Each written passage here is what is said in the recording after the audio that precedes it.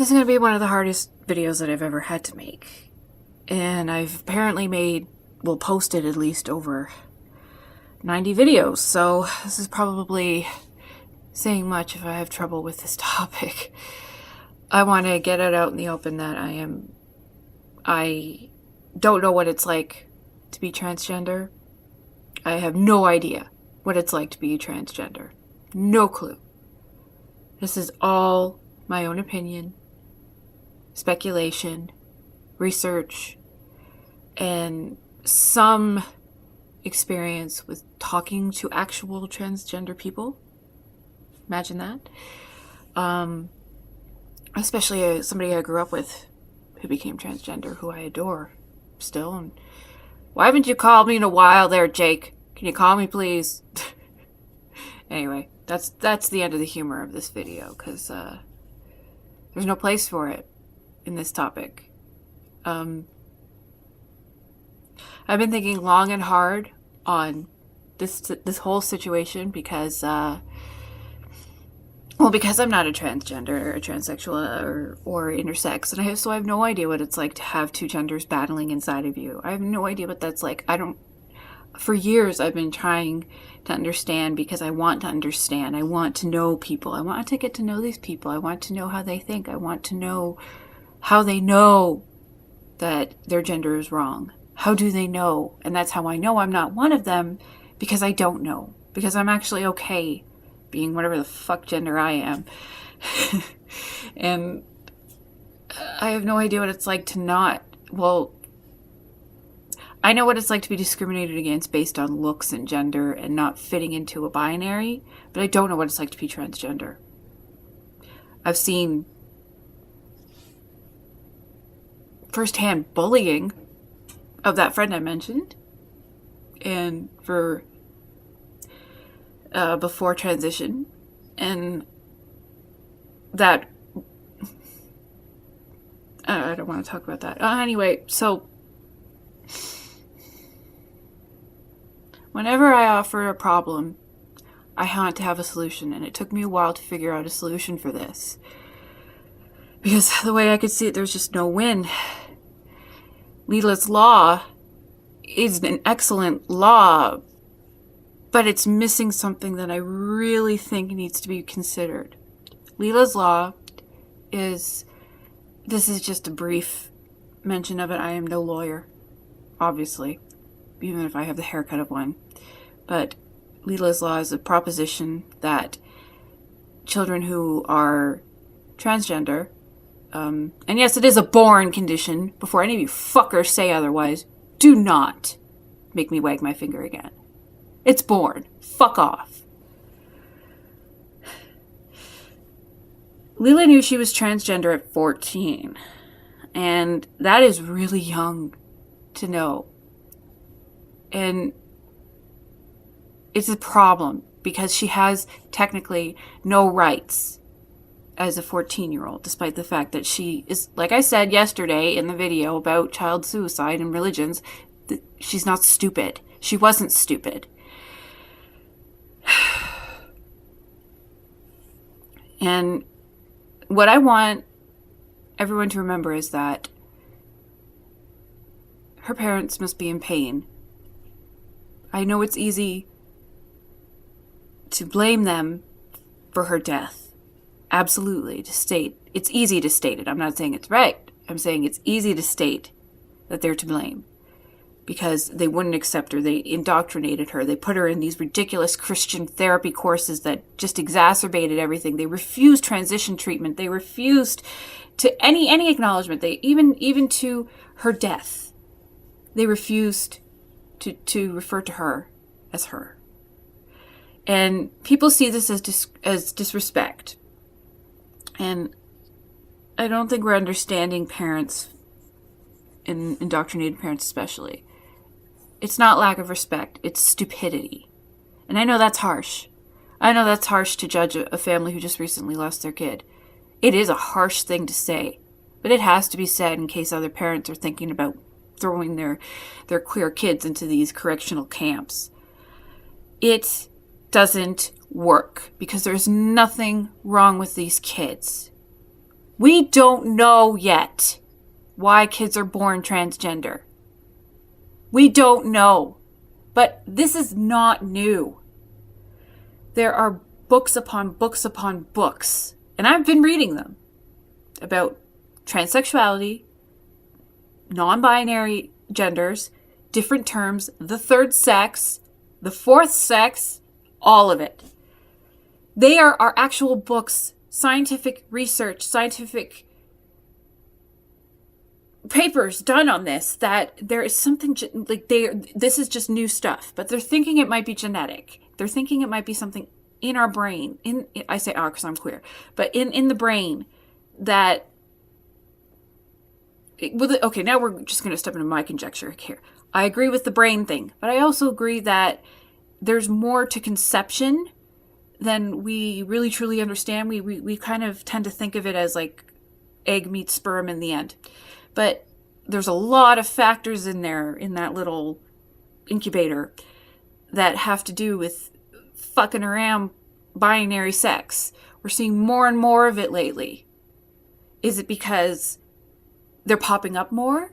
Or is it because we're growing up? Leelah's Law needs to be passed. Absolutely. We need to grow up. Absolutely.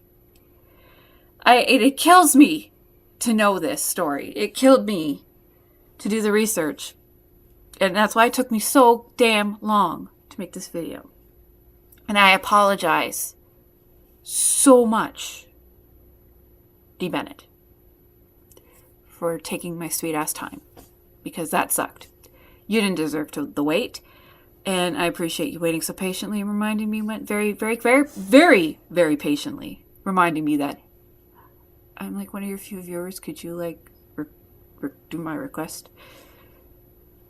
Yeah, absolutely. It just kind of got me in a bad, had my foot in a trap for a while, but this is starting to get me out of there, because this shit needs to be said. Whenever there is a transgender child discovered in a fundamentalist household, it is my proposition, in any country, not just minority rich countries, and I'm talking about majority poor countries too. Child Protective Services, CAS, whatever qualifies, they need to step in. When they see signs that there's a child that is suffering, that is being denied their right to be the gender that they feel and probably truly were supposed to be, then CAS needs to step in and remove that child. Yeah. Remove the child from that household, from that poisonous, toxic household. Why doesn't this protection extend to transgender children, especially in fundamentalist households? Why doesn't it?